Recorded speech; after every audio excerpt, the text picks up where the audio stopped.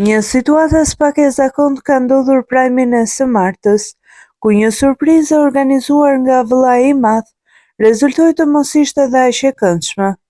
Bëhet fjalë për surprizën e Rizartës, e cila në takimet e saj me psikologen brenda shtëpisë së Big Brother VIP kishte treguar gjëra të saj personale, të cilat nuk i kishte treguar askujt, por që produksioni i bëri publike për të gjithë.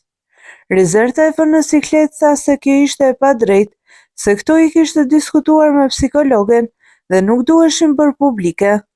Produksioni në këtë rast i përfaqësuar nga Ledioni u justifikua me faktin se ajo nuk kishte folur me psikologen, por me produksionin në dhomën e rrëfimit.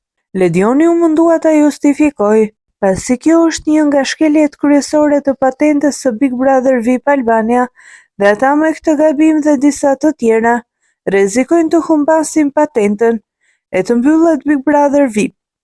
Kjo nuk është hera e parë që produksioni thyen një nga rregullat bazë të patentës.